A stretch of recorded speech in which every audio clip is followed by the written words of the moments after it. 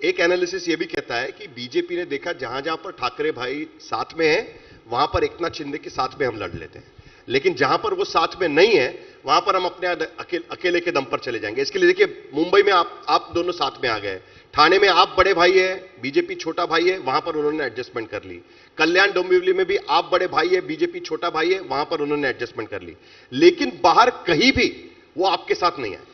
अरे अलग राजनीति है। जलगांव में है, चंद्रपुर में है, नागपुर में है, और पुणे में नहीं है, नासिक में नहीं है, संभाजीनगर में नहीं है, अहिल्यानगर में नहीं है, सातारा में नहीं है, सांगली में नहीं है, कोल्हापुर में नहीं है। 13 से 14 जगह पर हम साथ में। इसी में एक लाइन जोड़ देती हूँ सर। वो कह रहे हैं कि 2000, असल में साहिल ये पूछ रहा है कि 2029 आते आते क्या बीजेपी अलग चुनाव लड़ने की तैयारी कर रही है? ये चुनाव से वो चुनाव क्यों जोड़ रहे हैं? ये कार्यकर्ताओं का चुनाव है, और वो चुनाव है ये महाराष्ट्र का, वो चुनाव लोकसभा का, देश का चुनाव था। वो चुनाव बड़े चुनाव है, ये छोटे चुनाव है। कार्यकर्ताओं की इच्छा रहती है हमें भी लड़ना है, हमें भी लड़ना है, चलो लड़ लो।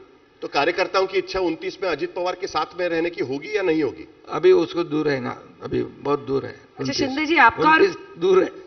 शिंदे जी, आपका और फडणवीस जी का कैसा चल रहा है? क्यों, आपको कुछ शंका है क्या? खटपट लगता है सर, खटपट। क्या? कोल्ड वॉर कह रहे हैं, कोल्ड वॉर चल रहा है, शीत युद्ध। ये आपके मीडिया में चल रहा है, आपके मीडिया में चल रहा है। मैं आपको बताता हूं कि हम दोनों अच्छे मित्र हैं। जब वो मैजेस्टिक के रूम में विधायक के रूप में काम कर रहे थे, मैजेस्टिक के रूम में वो रहते थे, तब से मैं उनको जानता हूं। कई ऐसे प्रसंग है कि हमने साथ में काम किया है, इकट्ठा काम किया है।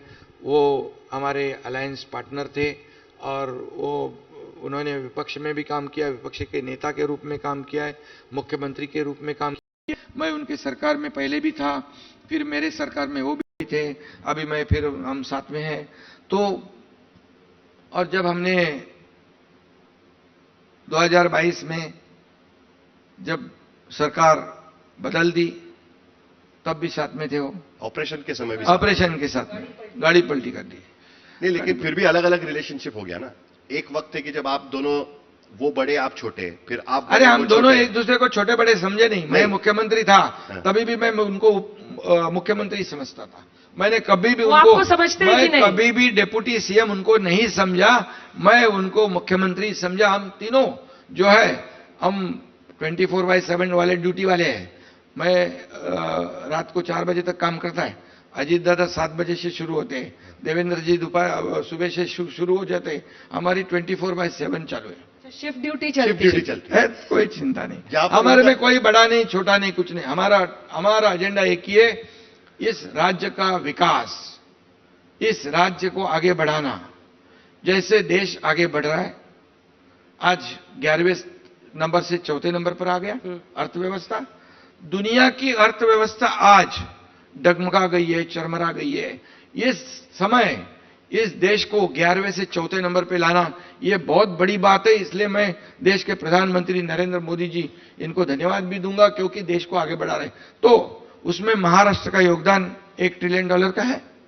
मैं आपको बताता हूं, महाराष्ट्र बाजू में रहने दो, सिर्फ और सिर्फ मुंबई और एमएमआर में $1.5 ट्रिलियन का पोटेंशियल है। ये मैं नहीं कर रहा हूं, नीति आयोग ने अपने रिपोर्ट में कहा है।